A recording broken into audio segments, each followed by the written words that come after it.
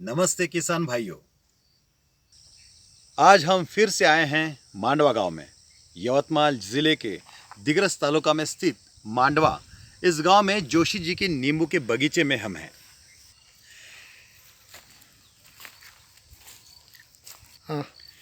पिछले लगातार 3-4 वर्षों से हम सालाना इस बगीचे में आते हैं और बगीचे की तरक्की हमारे किसान भाइयों को दिखाते हैं। आइए।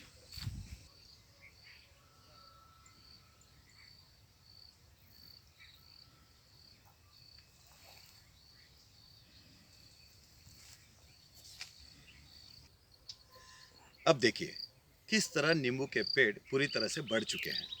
2015 में जोशी जी के इस खेत में पहली बार नींबू के पौधों को लगाया गया था। National research centre for citrus Nagpur से लाए गए बालाजी इस आधुनिक वैरायटी में लगभग 500 नींबू के पौधे लगाए गए थे। उसके पश्चात सन 2018 में fruit research centre Himayatbagh Aurangabad से कुछ 125-150 और नींबू के पौधे मंगवाकर इस खेत में लगाए गए थे। इस तरह कुल 650 से 650 नींबू के पौधों का यह बगीचा है। 2015 में लगाए गए पेड़ अब बड़े हो गए हैं और नींबू के फलों का उत्पादन देने लगे हैं। 2018 में लगाए गए पेड़ भी आने लगे हैं। आने वाले करीब 2 वर्षों में पूरी तरह फल देने लगेंगे। इस वर्ष बहुत भारी वर्षा हुई है। इसके चलते आप देख सकते हैं कि खेत के पीछे वाले हिस्से में अरुणावती डैम का बैक वाटर बड़े पैमाने में जमा हुआ है।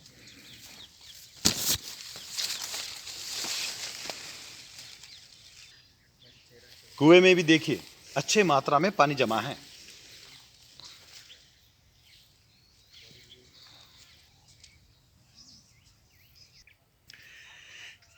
जोशी जी का यह खेत कुल 7 एकड़ में है। खेत के अगले पूरे हिस्से में नींबू के पेड़ हैं और पिछले हिस्से में सोयाबीन, तुअर, चना, कपास ऐसे पारंपरिक फसल की खेती होती है।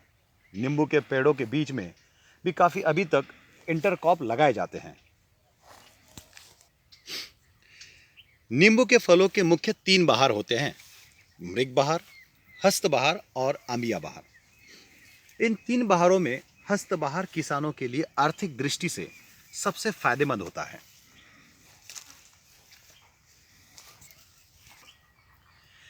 वैसे तो साल के तीनों बहारों में नींबू के फलों का उत्पादन होता ही है, लेकिन जोशी जी हस्त बहार की दृष्टि से प्लानिंग करते हैं। वैसे तो साल के तीनों बहारों में नींबू के फलों का उत्पादन होता ही है, लेकिन जोशी जी हस्त बहार की दृष्टि से प्लानिंग करते हैं। उसमें अक्टूबर नवंबर में पानी देना बंद करके, जिसे मराठी में पानी का तान देना कहते हैं, वो मुख्य प्लानिंग होती है। उसके पश्चात सही मात्रा में संजीवक और खाद देकर वे नींबू फलों का हस्त बहार का उत्पादन करते हैं।